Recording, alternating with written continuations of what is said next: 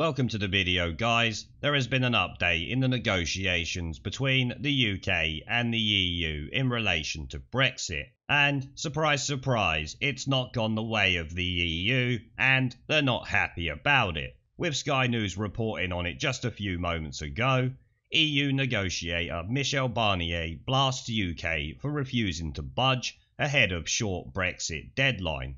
The UK's negotiating team is accused of not committing seriously on a number of fundamental points in the latest talks, essentially saying the UK are no longer bending over backwards to give the EU what they want, which was obviously what was happening over the last few years. EU's chief negotiator Michel Barnier has lambasted the UK for imposing a short deadline for trade talks and then refusing to budge on key issues. Speaking at a Brussels news conference following the conclusion of the second round of negotiations on the future EU-UK relationship, Mr Barnier listed areas where there had been disappointing progress, which to everyone in the UK who's not a Ramona means great progress because the EU are not getting what they want, without an extension to the Brexit transition period during which the UK is continuing with the status quo of EU membership. Both sides have until the end of this year to strike a trade deal.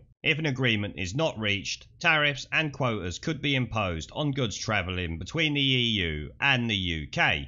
Now, what they should also be pointing out there is if the transition period gets extended or we stay in the EU, we will have to continue paying them over £1 billion a month, plus help them bail out all of the countries over there, which, let me remind you, is 27. When this situation is over and everything has to start being paid back, they will be asking us for this money. So it's a good thing we're leaving the EU, and an even better thing that we might well be leaving on a WTO Brexit, especially if this article is anything to go by, along with recent occurrences that I have reported on. Prime Minister Boris Johnson has so far resisted pressure to extend the transition period beyond the end of December, despite calls for him to do so amid the coronavirus pandemic. And no, once again, that is a false statement by this journalist here on Sky, because the calls are only coming from the people who were calling to stop Brexit before this situation occurred. They just now have another excuse for it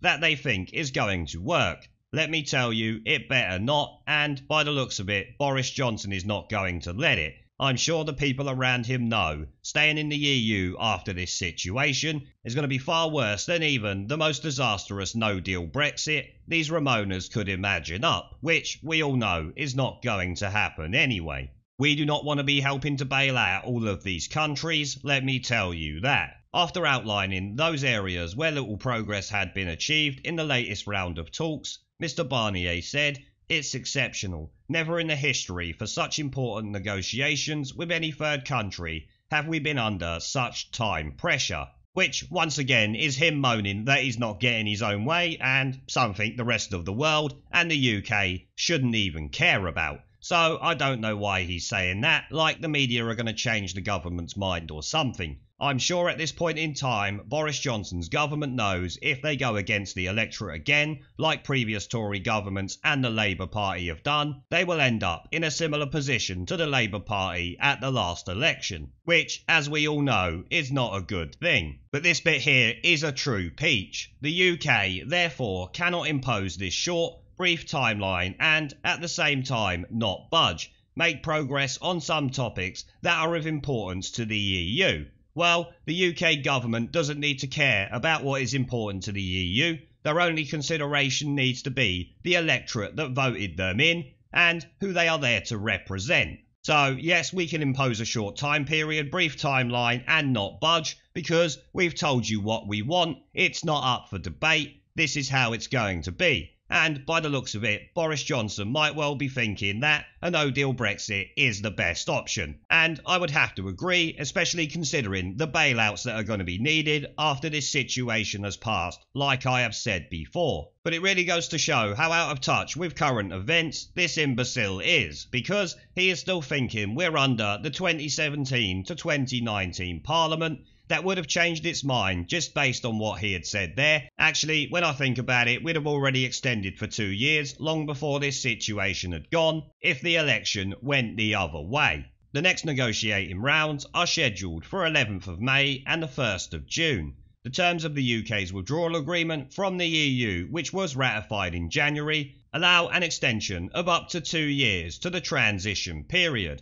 However, this has to be agreed before the 1st of July and is something the government said they are not going to do and need to stick to it, otherwise they're going to have 17.4 million people very quickly turning against them. Mr Barnier warned that genuine progress would need to be made by June if, by the end of the year, a deal is to be struck, commensurate to the level of our economic interdependence and geographical proximity. You mean commensurate to what you want, not what's best for the UK, which is what the government needs to do. And right now, that is definitely a no-deal Brexit, I think you would all agree. He accused the UK, whose negotiating team is led by Mr Johnson's EU advisor David Frost, of not committing seriously on a number of fundamental points from the political declaration on a future UK-EU relationship, which was previously agreed by both sides and is not legally binding, so the UK government can essentially wipe their ass with it, and I hope they do.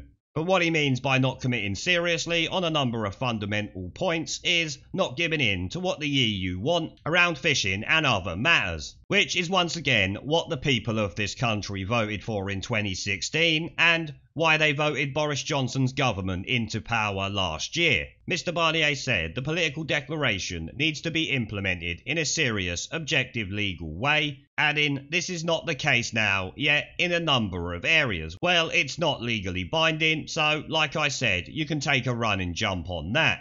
He listed 4 areas, including justice, fisheries and the so-called level playing field on rules and standards, where progress had been disappointing. Because we don't want any of it, that is the end of story. European courts of justice can do one, you're not taking all our fish, and the so-called level playing field is not. It's called holding the UK back, so the EU can profit from that. Not going to happen under this government, we hope anyway. And by the sounds of these negotiations, it could well be that is what the government are doing. This week, the UK failed to engage substantially on these topics, Mr Barnier said. Good. It argued that our positions are too far apart to reach an agreement. Good.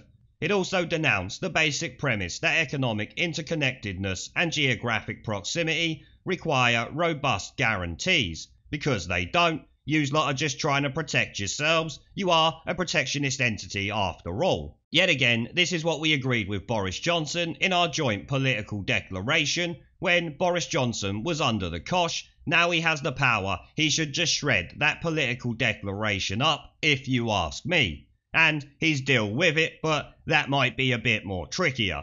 Hence why he could well just leave with WTO terms at the end of December, which will be seen as a massive win by the majority of this country, especially when we don't have to pay back the multi-trillion euro bailout that these European countries are going to need and the EU is going to take from everywhere it can. Because obviously, the European Union don't make money, they steal it from the nation states who have been subjugated under it. Mr Barnier also reiterated that the UK would have to pay a lump sum contribution to the EU budget if the transition period is extended beyond December 31st, which is yet another reason why we shouldn't be doing it. End of story. And it's possibly another reason why the current government are not going to extend the transition period, as obviously they shouldn't. You all know my feelings on this. But old Barnier here is crying his eyes out because he is not getting his own way. And I have to say, it is some really good news. Because not only do I enjoy seeing him not get his own way, but it makes a WTO Brexit more likely, which we have been calling for too long now. The negotiating team are now operating from a position of strength, which they never was before. The EU don't like it, and Michel Barnier is throwing his toys out of the pram because he's not getting his own way. But it does really go to show just how desperate the EU are, having to cry to the UK media that we won't budge on things that they want, like we have some obligation to do that, which obviously we don't. And like I said at the time when I was reading through it, he's claimed the UK therefore cannot impose this short brief timeline and at the same time not budge or make progress on some topics that are of importance to the EU just goes to show how desperate and delusional these people are. Like I said, they are still operating under the 2017 mindset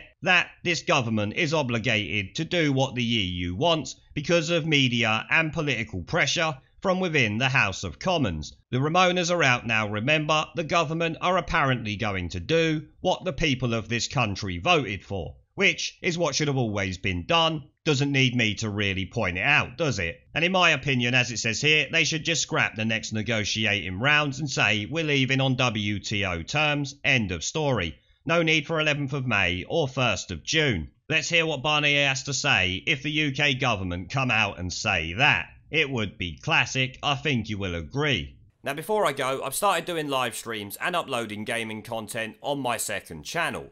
If you would like to come and join me for a live stream to chat in real time, have an interest in gaming related content on YouTube, or just want to follow me over there because you are a legend, the link will be down in the video description below and as a pinned comment. I hope to see you all there. Now as always, before I go, I want to thank our PayPal, Patreon, Subscribestar and YouTube members for supporting the channel, along with everyone who watches my videos. Remember to let me know what you guys think down in the comment section below. Leave a like, subscribe with the notification bell and share this video as it helps the channel a lot, and I will see you all in the next one. There is a pattern consistent throughout history of oppressed people turning on the oppressors. Slaves against their owners, the peasantry against the feudal barons, colonies, Mr. Verhofstadt, against their empires. And that is why Britain is leaving. And it doesn't matter which language you use, we are going and we are glad to be going. We're off.